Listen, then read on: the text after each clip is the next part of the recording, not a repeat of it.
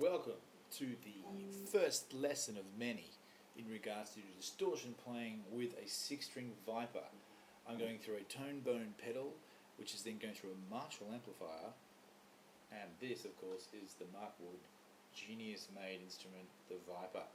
Now, it's such a different approach to practicing scales on this instrument with distortion than it is just with a normal acoustic violin, so I'm going to demonstrate to you some ideas that you should think about when practicing arpeggios and scales. So forget your classical training for a second, put the distortion pedal on and try these little exercises.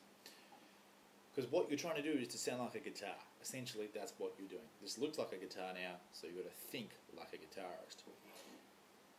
So the normal A major 1-octave arpeggio is no longer that, it's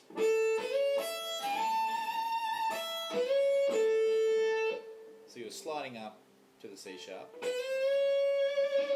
and to the A above you might play it a bit longer, not deadly correct in rhythm, but with the vibrato as the key, which is a really exaggerated arm vibrato. It shifts along the string, not too fast, but it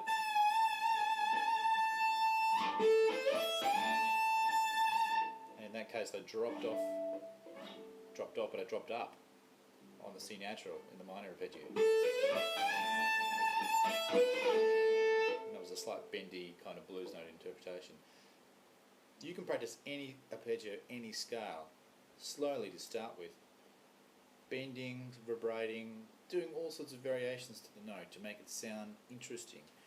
You're not just practicing the notes, but you're practicing the expression, which is what makes it sound really good. Otherwise you will sound just like a machine, and there's too many people out there that play like machines. So, how not to sound like that? Practice the expression.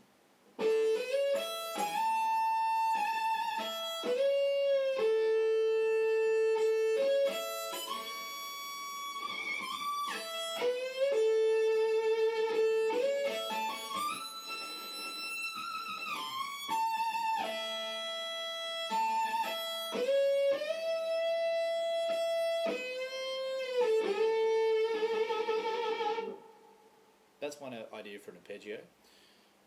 Practice that on all keys.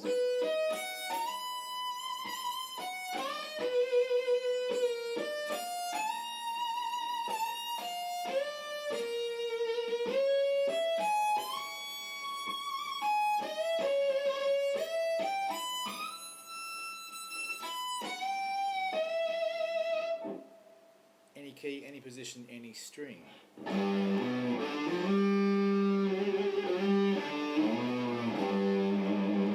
Remember, we're just dealing with 1 octave here. It's not about playing 3 octaves just yet. Stick with 1 octave, and you can always add another octave to that octave sometime down the track. The important thing is to get the first octave perfectly right.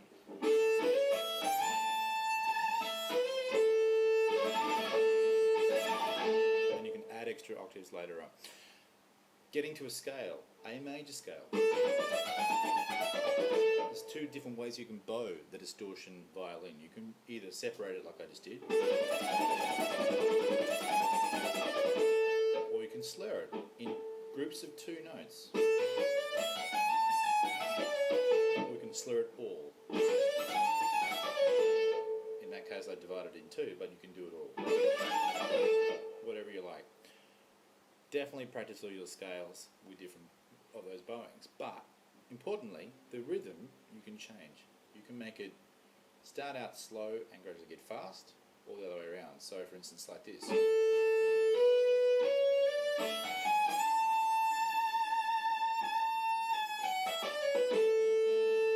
fast.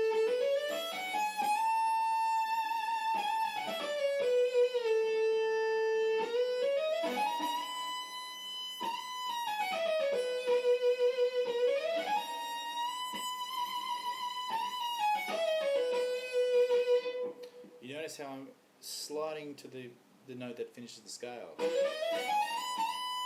re-sliding, I get there, but I have to hit it again. It's that little nuance of expression that make this sort of playing sound really, really tasty. You don't want to sound like a robot, like I'm saying. So if you go home and practice that, so you've got your arpeggio, and then you've got your scale.